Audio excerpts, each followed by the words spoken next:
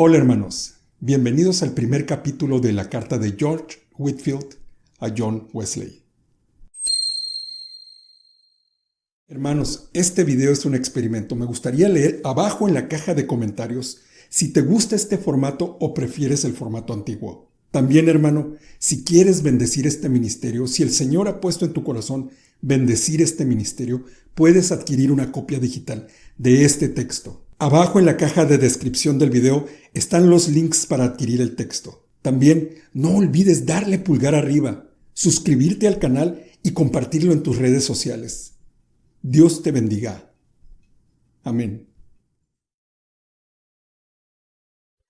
Prefacio.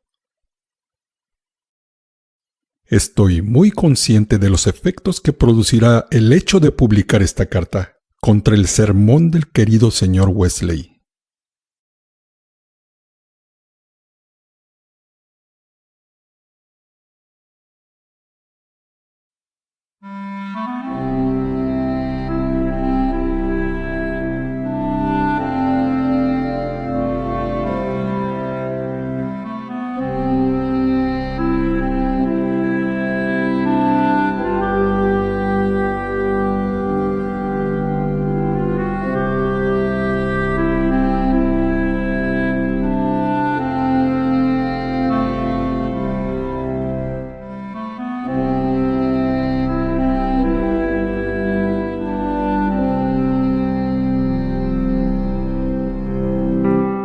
Muchos de mis amigos, que son enérgicos defensores de la doctrina de la redención universal, se ofenderán de inmediato. Muchos que son celosos de la otra postura se regocijarán enormemente. Los que son tibios hacia ambos lados y que se dejan llevar por razonamientos carnales, desearán que este asunto nunca hubiera salido a debate. Sin embargo, las razones que presento al principio de esta carta creo que son suficientes para justificar mi manera de proceder. Por lo tanto, deseo, por un lado, que aquellos que concuerdan con la doctrina de la elección no se sientan triunfantes, o que formen una facción porque detesto esas cosas. Y por otro lado, con respecto a aquellos que no están de acuerdo con esa doctrina, deseo que ni se preocupen demasiado ni se ofendan. El Señor hace conocer todo esto desde tiempos antiguos. Y el gran día descubrirá por qué el Señor permite que mi querido señor Wesley y yo tengamos una forma tan distinta de pensar. Por lo pronto, en el presente, mientras llega ese día, no haré ninguna investigación sobre ese asunto. Claro, ninguna investigación más allá del reporte que me ha hecho el mismo señor Wesley en la siguiente carta. Carta que recientemente recibí de sus propias queridas manos y la cual cito a continuación.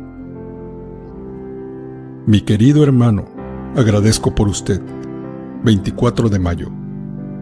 El caso es bastante simple. Existen fanáticos tanto a favor de la predestinación como en contra de ella. Dios está enviando un mensaje a aquellos en cualquiera de los dos lados, pero ninguno recibirá ese mensaje a menos que provenga de alguien que sea de su misma opinión. Por lo tanto, por un tiempo a ti se te considerará de una opinión y a mí de otra. Pero cuando llegue su hora, Dios hará lo que el hombre no puede hacer. Es decir, nos hará a ambos tener una sola mente. Entonces, la persecución se extinguirá y se verá si estimamos o no nuestras vidas preciosas para nosotros mismos. Y todo esto para que terminemos nuestras carreras con gozo, como dice Hechos 20:24. Quedo, mi querido hermano, siempre suyo, John Wesley. Claro, mi querido amigo, es por eso que ruego a Dios que apresure el tiempo para que seamos por Él claramente iluminados en todas las doctrinas de la revelación divina, para que así podamos estar estrechamente unidos tanto en principio y juicio como en corazón y afecto. Y luego, si el Señor así nos llama, no me importaría ir a prisión o a la muerte para que, como Pablo y Silas, cantemos alabanzas a Dios y consideremos como nuestro mayor honor el sufrir por amor a Cristo y el dar nuestras vidas por los hermanos. George Whitefield, Londres, 9 de agosto de 1740.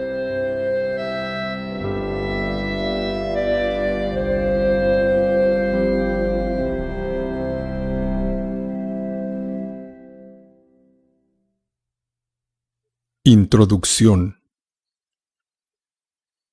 Pero cuando Pedro fue a Antioquía, lo resistí a la cara porque debía ser culpado. Gálatas 2:11. Ay, mi reverendo y querido hermano, solo Dios sabe cuán indescriptible tristeza de corazón he sentido por ti desde que al fin salí de Inglaterra. Pero ya sea que por mi flaqueza o no, francamente confieso que Jonás no podría ir con más renuencia contra Nínive que con la que ahora tomo la pluma en la mano para escribir contra ti. Si hablara como natural, preferiría morir antes que hacerlo. Y sin embargo, si soy fiel a Dios y a mí mismo, y a las almas de los demás, no puedo permanecer neutral por más tiempo. La verdad, estoy muy temeroso de que los adversarios que tenemos en común se regocijen de vernos diferir entre nosotros.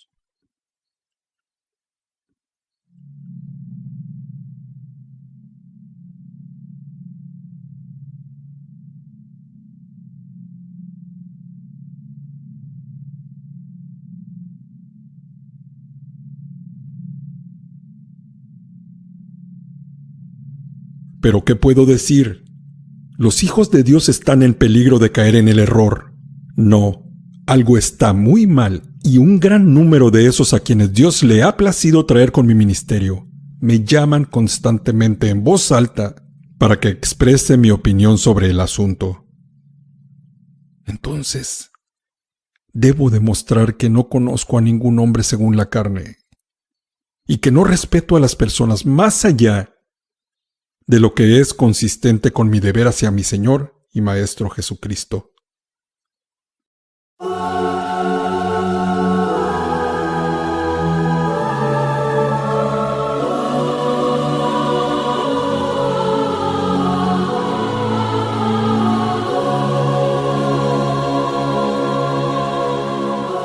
Esta carta sin duda me hará perder muchos amigos. Pero tal vez por eso es que Dios me ha impuesto esta difícil tarea, simplemente para comprobar si estoy dispuesto o no a renunciar a todo por Él. Así que, partiendo de consideraciones como estas, creo que es mi deber dar un testimonio humilde y defender las verdades que estoy convencido con sinceridad son claramente reveladas en la palabra de Dios. Para defender eso, debo hacer uso de mucha sencillez al expresarme, y también debo tratar a mis más queridos amigos en la tierra con la mayor simplicidad, fidelidad y libertad, dejando las consecuencias de todo a Dios. Hermano, desde hace algún tiempo y especialmente desde mi última salida de Inglaterra, tanto en público como en privado, al predicar y al usar la imprenta, has estado propagando la doctrina de la redención universal. Y cuando recuerdo cómo Pablo reprochó a Pedro por su disimulo, me temo que he guardado un pecaminoso silencio por demasiado tiempo. Entonces, no te enojes conmigo, mi querido amigo, si ahora entrego mi alma al decirte que creo que en eso estás muy equivocado. Por supuesto que no es mi intención entrar en un largo debate sobre los decretos de Dios. Para eso te remito al Dr. Edwards, a su Veritas Redux, la cual creo que es irrebatible, excepto en cierto punto con respecto a una clase media entre elegidos y réprobos, lo que de hecho luego condena a él mismo. Solo haré algunas observaciones sobre tu sermón titulado Gracia gratuita. Pero antes de entrar en el discurso mismo, permíteme observar que en tu prefacio llamas una obligación indispensable hacer tu sermón público a todo el mundo. Debo manifestar que siempre pensé que estabas muy equivocado en ese asunto. Tú sabes a lo que me refiero, pero el caso es así. Cuando estabas en Bristol, creo que recibiste una carta de manos privadas acusándote de no predicar el Evangelio porque no habías predicado la doctrina de la elección. Sobre ese asunto habías echado suertes y la respuesta del juego de azar fue que predicaras e imprimieras. A menudo he cuestionado, como lo hago ahora, si al hacer esto no habrás tentado al Señor. Hermano, un debido ejercicio de prudencia religiosa, sin mucho esfuerzo, te habría aclarado ese punto. Además, nunca escuché que le hubieras preguntado a Dios si la doctrina de la elección era o no una doctrina del Evangelio. Pero me temo que tú, dando por sentado que la doctrina de la elección no es una doctrina del Evangelio, solo preguntabas si deberías permanecer en silencio o predicar y usar la imprenta en contra de esa doctrina. Sin embargo, el juego de azar te dio un resultado de predica e imprime. En consecuencia, predicaste e imprimiste en contra de la doctrina de la elección. Por mi deseo detuviste la publicación del sermón mientras yo estaba en Inglaterra. Pero pronto, después de mi partida, lo soltaste al mundo. Ojalá hubieras mantenido ese sermón guardado. Sin embargo, si ese sermón fue impreso en respuesta a un juego de azar, creo que una razón por la cual Dios permitió que fueras engañado fue para que se pudiera imponer sobre mí una carga especial para que declarase firmemente la doctrina bíblica de la elección y para que así el Señor pudiera darme una nueva oportunidad de observar lo que había en mi corazón y también observar si yo sería fiel o no a su causa. Hermano, ocurrió igual que... y tú no podrás dejar de reconocerlo. Ocurrió igual que una vez que el Señor hizo lo mismo al haberte permitido tomar otra decisión por medio de echar suertes en Deal. ¿Lo recuerdas?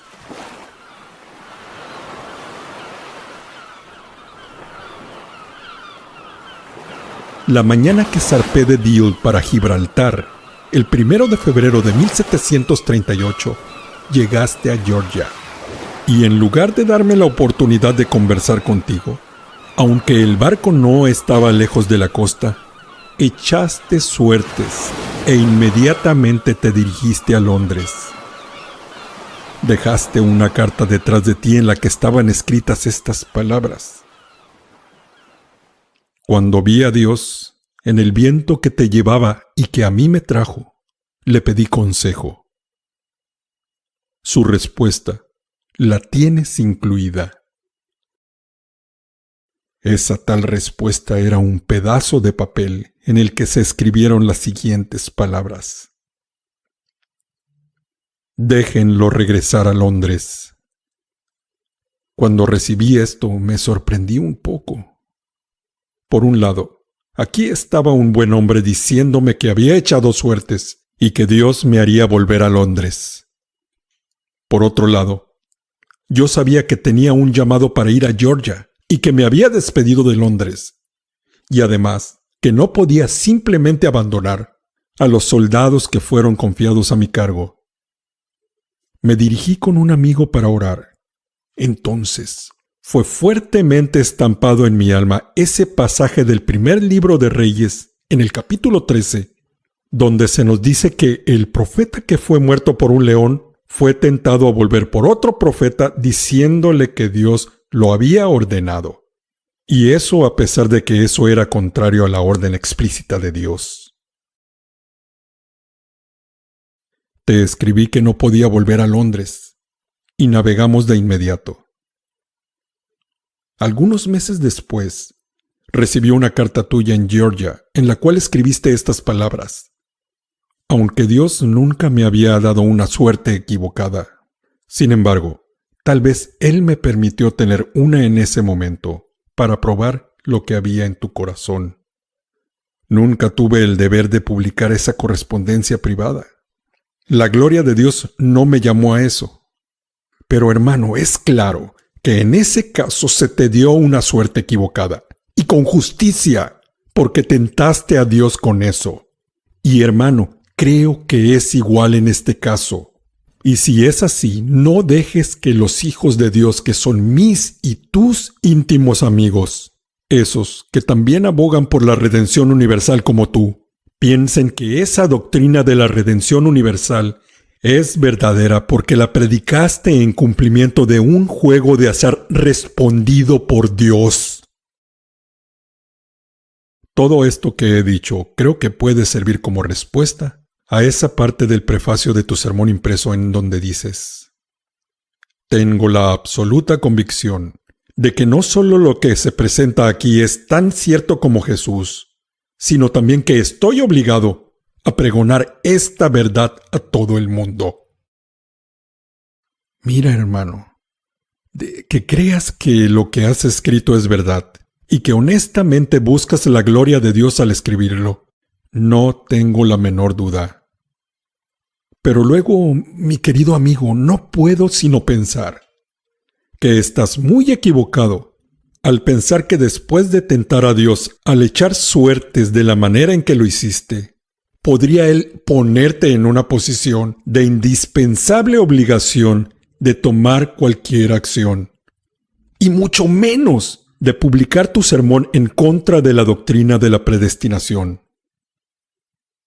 Debo observar a continuación que, tal como has sido desafortunado al hacer uso de la imprenta basado en tal orden imaginaria, de ese mismo modo, has sido igualmente desafortunado en la elección de tu texto. Mi querido amigo, ¿cómo se te pudo haber ocurrido elegir un texto para refutar la doctrina de la elección del capítulo 8 de Romanos?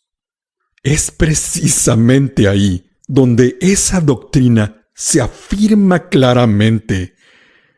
Una vez, hablando con un cuáquero sobre este mismo tema, no tuvo otra forma de evadir la potencia de la afirmación del apóstol más que diciendo: creo que Pablo estaba equivocado.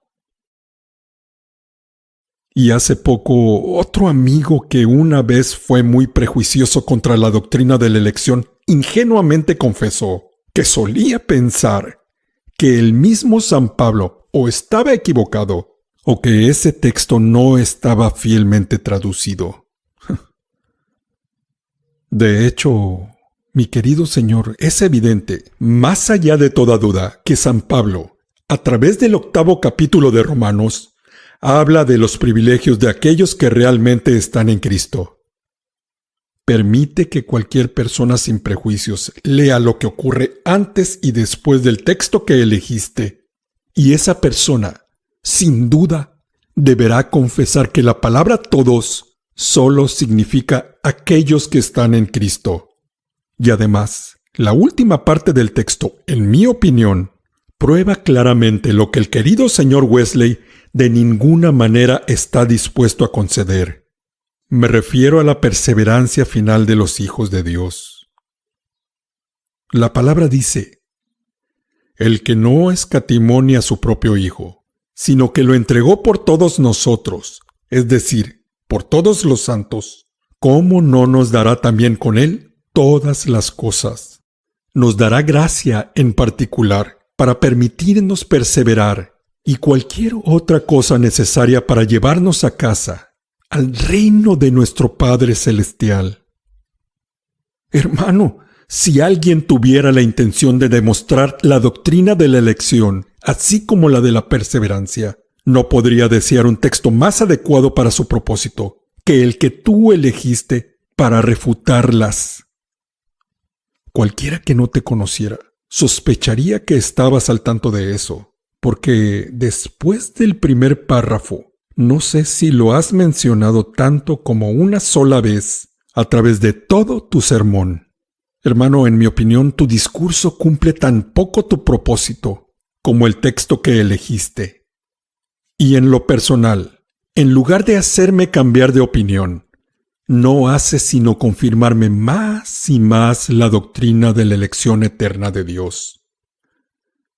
No mencionaré cuán ilógicamente has procedido, pero si hubieras escrito claramente, en primer lugar, mi querido amigo, hubieras demostrado tu proposición.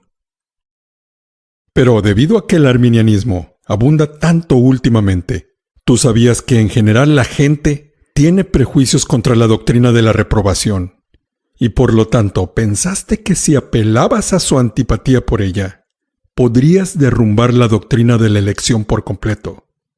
Porque sin duda, la doctrina de la elección y la de la reprobación deben mantenerse juntas o caer juntas.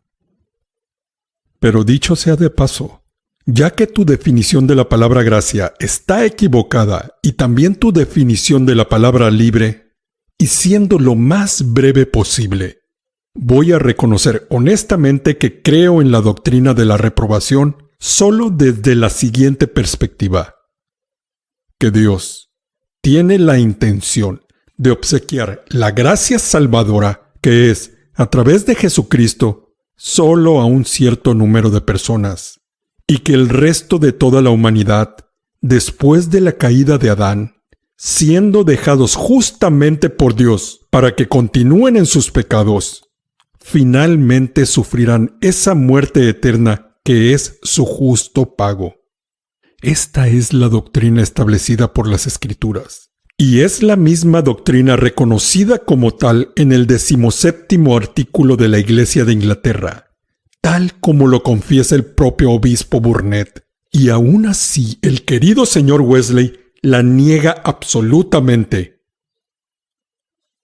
Pero las objeciones más importantes que has instado como las razones por las que rechazas la doctrina de la elección, al ser consideradas seriamente y al ser fielmente probadas por la palabra de Dios, se evidenciarán que no tienen ninguna fuerza en lo absoluto. Pero deja que el asunto sea revisado con humildad y calma, conforme a los siguientes encabezados. Si el video te gustó, dale pulgar arriba, compártelo en tus redes sociales y suscríbete al canal. Dios te bendiga. Amén.